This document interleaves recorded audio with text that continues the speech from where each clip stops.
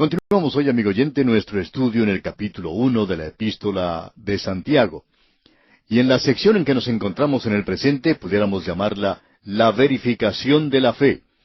Él ha tratado en los primeros 12 versículos con la forma en que Dios prueba la fe mediante las pruebas y la tentación. Pero no es la clase de tentación que nosotros pensamos como una tentación a pecar. La sección en la cual nos encontramos ahora, en los versículos 13 al 21, la llamamos la tentación a pecar no viene de Dios. La fuente de nuestra tentación a pecar no viene de parte de Dios. Y lo interesante de notar en esto es que tampoco viene de Satanás. Él no culpa a Satanás por esto.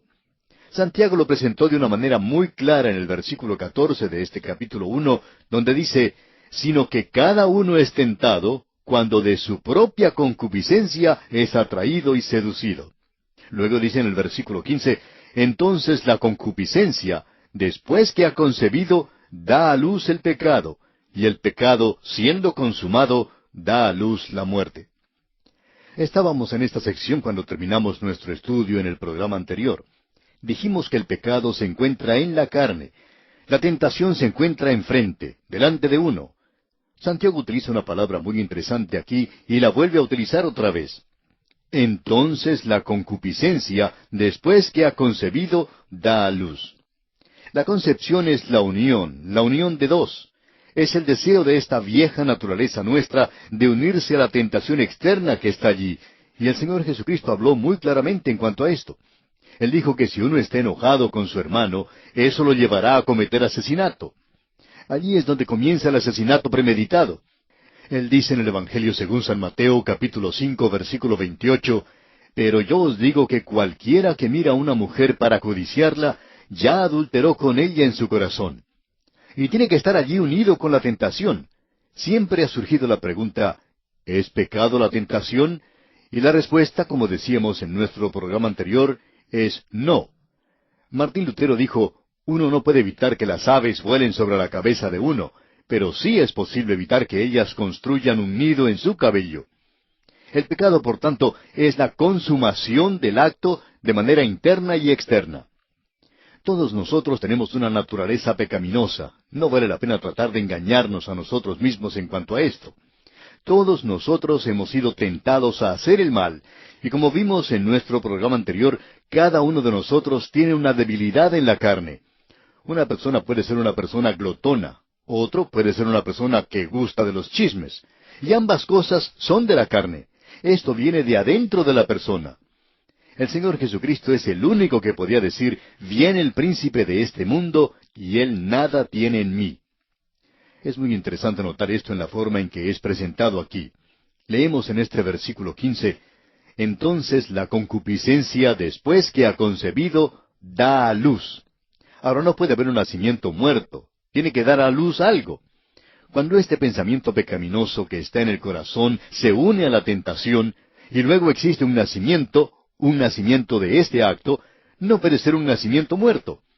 ¿Qué es lo que hace entonces? Dice aquí, da a luz el pecado. Nosotros tratamos de racionalizar esto hoy.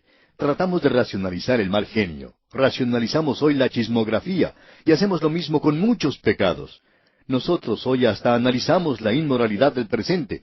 Pero cuando esto haya sido consumado, dice aquí, dará a luz la muerte. Ahora aquí tenemos una palabra muy interesante, muerte. Y hay tres clases de muerte.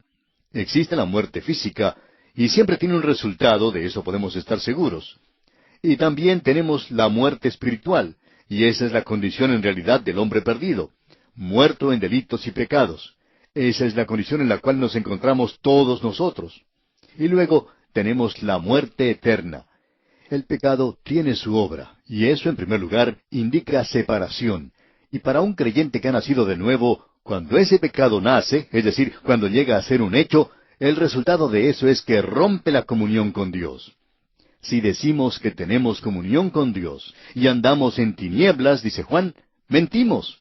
Nosotros no estamos diciendo la verdad. No podemos tener comunión con Él y permitir que el pecado ocurra continuamente en nuestra vida. La tentación viene y nosotros podemos estar bajo una gran culpabilidad, digamos, aun en cuanto a la tentación, pero ese es algo que nosotros no podemos evitar. El gran pecado, suponemos nosotros hoy, es, por cierto, este asunto del adulterio, del sexo. Recibimos muchas cartas en cuanto a esto, y es algo que cada persona ha tenido que enfrentar. No es algo nuevo. Pensamos que hoy se da mucho énfasis a esto. La moda del presente ha llevado a cometer esto, y el cometer adulterio es algo que ocurre en el presente mucho más que en el pasado. Por cierto que esto fue lo que hizo caer a las grandes naciones del pasado junto con el problema del alcohol. En realidad, el vino, las mujeres y el canto fueron lo que hicieron caer las grandes naciones del mundo. Roma cayó de adentro mismo.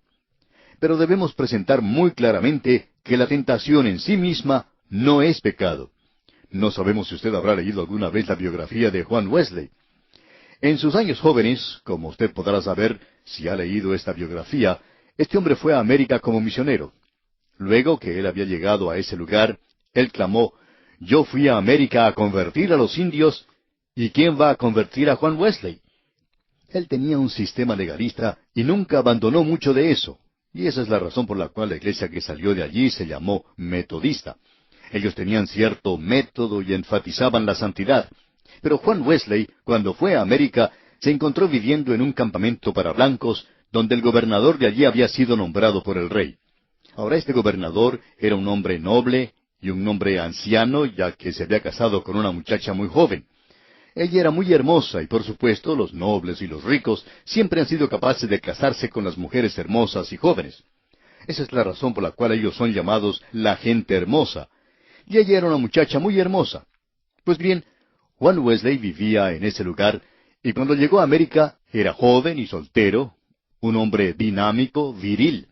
Y creemos que probablemente haya sido uno de los grandes predicadores que el mundo haya conocido. Ahora, ¿qué piensa usted que sucedió allí? Y aquí tenemos a un hombre joven en este campamento aislado, junto con personas blancas de su raza, que tenía que ir ante el gobernador muchas veces. Tenía que hacer esto porque él salía a visitar a los indios. ¿Y quién está en la casa del gobernador? ¿Quién sino la joven esposa del gobernador? Pues bien, podemos decir esto, amigo oyente. Esta muchacha no se había casado con ese hombre anciano por amor, de eso estamos seguros. Y aquí tenemos a este joven predicador. ¿Y qué piensa usted que ocurrió allí? Bueno, ellos se enamoran el uno del otro. En realidad, este hombre Juan Wesley estaba tan enamorado de ella que hasta se encontraban secretamente, pero nunca hicieron nada fuera de lugar. Sin embargo, él le sugirió una vez a ella que huyeran de ese lugar y que se fueran a vivir entre los indios. Pero ella no quiso aceptar, ella no quería saber nada de eso, y le dijo que él tendría que regresar a Inglaterra. Le dijo, «Yo creo que Dios tiene una gran obra preparada para ti. Nunca daría resultado si tú, como misionero, como un joven ministro, huyes conmigo y nos vamos a vivir entre los indios». Ellos estaban en realidad enamorados, pero no había forma de hallar una solución a este problema. De modo que ella le urgió a él a que regresara a su país, y él regresó. El que escribió su biografía dice que mientras la nave que lo llevaría de regreso a Inglaterra esperaba que soplara el viento para poder salir, esta muchacha fue a despedirse de Juan Wesley, y en realidad esa fue la primera oportunidad en que él la tomó en sus brazos. Esa fue una tentación. El biógrafo dice que Juan Wesley sufrió a bordo de la nave y que luego volvió a bajar otra vez para decirle adiós a ella. Y en ese momento decía que ya no iba a regresar a Inglaterra, sino que se quedaría allí. Pero cada vez que él bajaba del barco, ella le decía que él tenía que regresar porque no había forma de solucionar el problema que tenían. De modo que, al fin, él regresó. Más adelante, Juan Wesley se casó con otra muchacha, y ella tenía la costumbre de levantarse en las reuniones y decirle a todo el mundo el gran pecador que él había sido. No creemos que ella haya contado todos los detalles, pero aparentemente sabía algo de sus antecedentes. Y Juan Wesley siempre escuchaba eso sin decirle nada. Él esperaba que ella se cansara de hablar y luego comenzaba a predicar. Y usted ya se puede imaginar, amigo oyente, lo que es tener una esposa así. Pero Juan Wesley regresó a Inglaterra y luego él fue salvo. Y no podemos entrar en detalles de la forma en que él llegó a conocer a Cristo. Solo queremos referir esto en cuanto a la tentación. Lo importante de esto es que allí existía una tentación. Y esa es una de las tentaciones más grandes que pueden presentarse a un joven o a una señorita.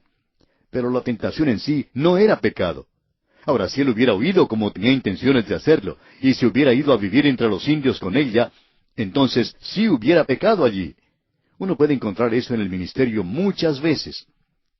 En cierta ocasión un hombre fue a ver a su pastor y le dijo, «Pastor, me he enamorado de una muchacha muy hermosa, y quiero que ella sea mía». Y el pastor le preguntó si él le había pedido la mano ya a esa muchacha. «Bueno», dijo él, «no exactamente». El pastor le preguntó, «¿Por qué?». Y el joven respondió, «Porque ella es casada». El pastor le dijo, «Mejor es que usted desista de esa idea ahora mismo». Pero este joven preguntó si sería malo que ella obtuviera un divorcio y que ellos se casaran. Y el pastor le respondió que por cierto habría algo muy lamentable y muy malo en eso. El joven decía que ella estaría dispuesta a hacer eso. Pero el pastor dijo que eso no hacía ninguna diferencia. Le dijo el pastor, «Usted ha sido tentado y tentado en gran manera, pero como hijo de Dios usted nunca podrá salirse con la suya». Y le presentó varios casos donde las personas pensaban que podrían haberse salido con la suya, pero no pudieron ser felices. Hay algunos que se han casado en esas circunstancias, y luego han tenido una vida miserable, sin hijos, llegan a ser ancianos y no son felices. Es algo trágico en realidad. Y amigo oyente, hay personas que piensan que pueden salirse con la suya. El caso es que cuando la concupiscencia, después que ha concebido, da a luz el pecado, y el pecado, siendo consumado, da a luz la muerte. Eso es lo único que puede traer al mundo, pecado. Y el pecado traerá la muerte. Eso trae la separación de la comunión con Dios si uno es un hijo de Dios. Y Dios le juzgará por eso, a no ser que nos juzguemos a nosotros mismos. Pero uno no se sale con la suya, amigo oyente. Ahora ese joven salió de la oficina del pastor, después que el pastor trató de inculcar en él el temor de Dios. Este joven era un creyente maravilloso, pero él estaba siendo tentado mucho. Regresó mucho tiempo después y le dijo al pastor que había hecho su decisión junto con la muchacha. El pastor pensaba que había tomado una decisión mala, pero este joven dijo que habían reconocido junto con la muchacha que en esta vida ellos no podían casarse, que nunca podrían unirse, que eso estaba muy claro y que no había duda en cuanto a eso. Ellos estaban pidiéndole a Dios que algún día, probablemente en el cielo, les permitiera estar juntos. Ahora no sabemos en cuanto a estas cosas, no podemos presentar una respuesta a algo así. Hemos pensado que en el cielo, si usted quiere estar con alguien, lo puede hacer, y si no quiere estar cerca de alguien, se puede apartar. Y si este joven quiere estar cerca de ella en el cielo, pues puede hacerlo perfectamente. En el cielo no hay matrimonio, y si él quería pensar de esa manera, bien podía hacerlo. Ahora este joven dijo que había pedido a la compañía para la cual trabajaba, que era una compañía bastante grande, que lo transfiriera a otra ciudad. Y no mucho tiempo después, él salió de esa ciudad y se fue a otro lado. Bien, amigo oyente, eso es tentación. Hay mucho de eso hoy. Hay creyentes hoy que dicen, fue Satanás quien me tentó. Amigo oyente, la tentación no nos puede conseguir hasta que se haya unido con la naturaleza pecaminosa nuestra.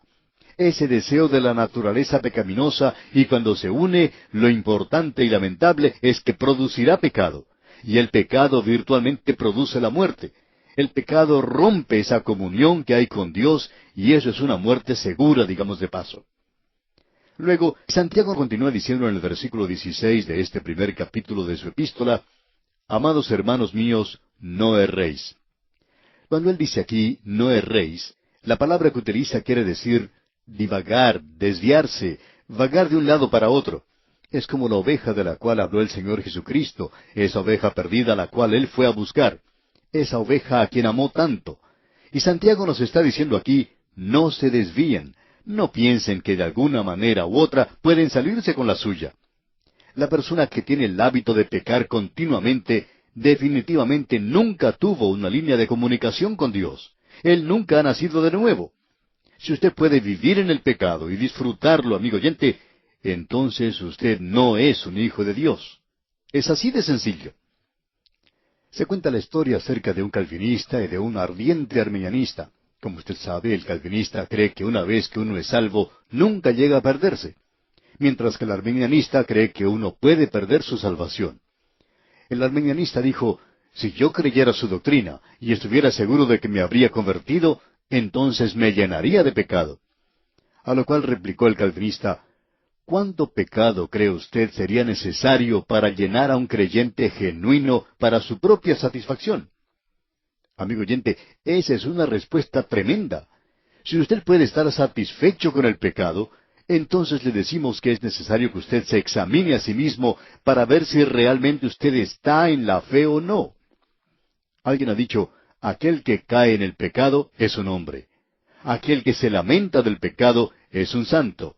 Aquel que se jacta del pecado es un diablo. Y amigo oyente, todos nosotros estamos sujetos a la tentación, pero debemos estar seguros de no dar a luz en ese sentido en que se menciona aquí, porque no puede haber un aborto aquí si uno continúa en esto. Esto deberá tener su resultado. Veamos ahora el lado positivo en el versículo 17 de este capítulo 1 de la Epístola de Santiago. Toda buena dádiva y todo don perfecto desciende de lo alto, del Padre de las luces, en el cual no hay mudanza ni sombra de variación.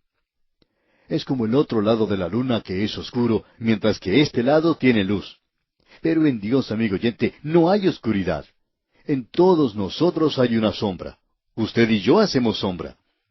Se cuenta que cuando Alejandro Magno había conquistado el mundo y regresó a Grecia, él fue a visitar a su antiguo maestro Aristóteles y estaba tan ansioso para contarle a él lo que había ocurrido que entró a su casa. Aristóteles en ese momento estaba dándose un baño. Alejandro Magno le contó lo que había sucedido y luego le dijo, «Yo estoy preparado para darte cualquier cosa que quieras en este mundo. ¿Qué es lo que quieres?» Bueno, Aristóteles levantó su vista y dijo, «Quiero que te quites de mi luz».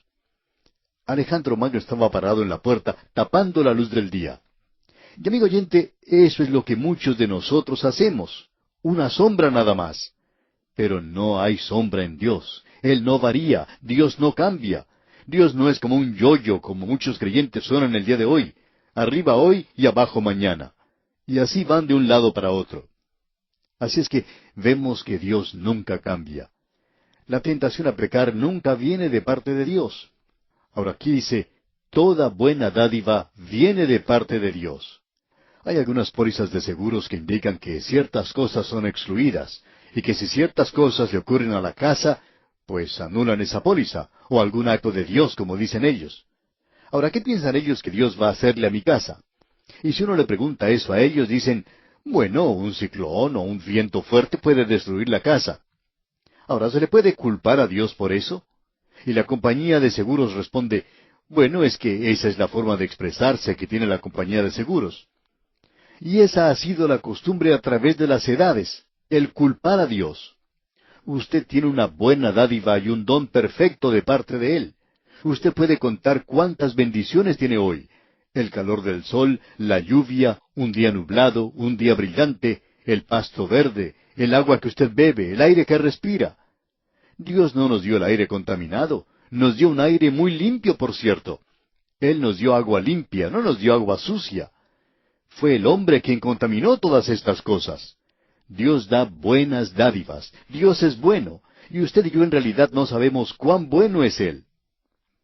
Ahora el versículo 18 de este capítulo 1 de la Epístola de Santiago dice, Él, de su voluntad, nos hizo nacer por la palabra de verdad, para que seamos primicias de sus criaturas. Aquí tenemos una referencia muy directa al nuevo nacimiento. ¿Cómo es que nos hace nacer de nuevo? Por la palabra de verdad, para que seamos primicias de sus criaturas. La palabra que se utiliza aquí en este versículo es la de concebir, y esto nuevamente nos dice algo muy importante y que nosotros debemos notar. Hay quienes dicen, bueno, si yo estoy predestinado para perderme, no hay nada que pueda hacer en cuanto a eso, así es que no me voy a preocupar por eso. Si yo voy a ser salvo, bueno, entonces seré salvo.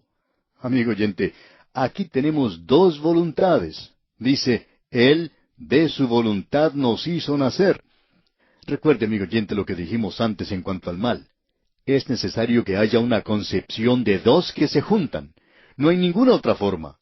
Así es que, cuando la voluntad de Dios se une a la voluntad suya, amigo oyente, usted nacerá de nuevo. No nos diga que no es responsable. Él no quiere que nadie perezca. Dios nos hace nacer por la palabra de verdad. Cuando usted está dispuesto a ir a Él, a creer la palabra de Dios, y acepta al Señor Jesucristo como lo que Él es, como su Salvador, entonces nacerá de nuevo, no de la carne, sino de la palabra de Dios que vive y permanece para siempre. Esto es algo verdaderamente tremendo, amigo oyente. Ahora, en el versículo 19 leemos, Por esto, mis amados hermanos, todo hombre sea pronto para oír, tardo para hablar, tardo para airarse. Y entramos ahora a una parte que Santiago trata en gran detalle, la vida del creyente. Vamos a hablar de esto en nuestro próximo programa. Mientras tanto, les sugerimos leer los versículos restantes de este primer capítulo de la Epístola de Santiago para estar al tanto de lo que consideraremos en nuestro próximo estudio.